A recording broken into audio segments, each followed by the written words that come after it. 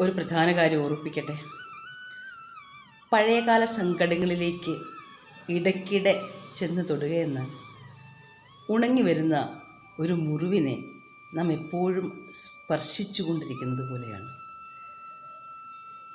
അതിനെ ഉണങ്ങാൻ അനുവദിക്കാതെ വീണ്ടും വീണ്ടും അത് കുത്തി വേദനിപ്പിക്കുന്ന വിധത്തിൽ ഈ പഴയകാല സങ്കടങ്ങൾ അതിനെ നമ്മൾ തലോടാൻ തുടങ്ങുമ്പോൾ അതിനെക്കുറിച്ചിട്ടുള്ള ചിന്തകൾ, അന്ന് നാം അനുഭവിച്ച വേദന,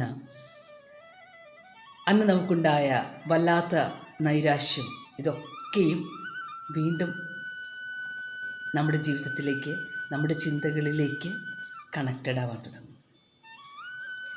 അത്ര എളുപ്പമല്ല പഴയകാല വേദനകളെ മറന്നു കളയുക. പക്ഷേ എന്താണ് അതിനൊരു മാർഗമെന്ന് ചോദിച്ചാൽ, എനിക്ക് സങ്കടങ്ങളെ മറക്കാൻ കഴിയുന്നില്ല, ഒന്നും എനിക്ക് മറക്കാൻ കഴിയുന്നില്ല എന്ന് പറയുമ്പോൾ അതിനെന്താണ് ഒരു മാർഗമെന്ന് ചോദിച്ചു കഴിഞ്ഞാൽ ശ്രദ്ധിക്കാതിരിക്കുക എന്നുള്ളത് തന്നെ. നാം അറ്റൻഡ് ചെയ്യാതിരിക്കുമ്പോൾ, നാം ഒട്ടും ശ്രദ്ധ കൊടുക്കാതിരിക്കുമ്പോൾ അത് പതിയെ പതിയെ പതിയെ മങ്ങി മങ്ങി ഫെയ്ഡായി ഓർമ്മയിൽ നിന്നേ മാഞ്ഞു പോകും.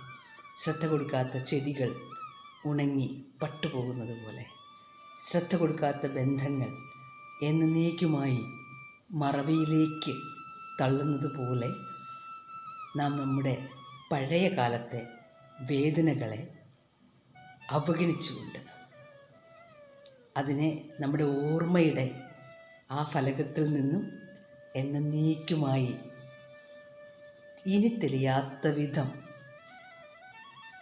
മാഞ്ഞു പോകാൻ തക്കവണ്ണം നമ്മെ സഹായിക്കണം.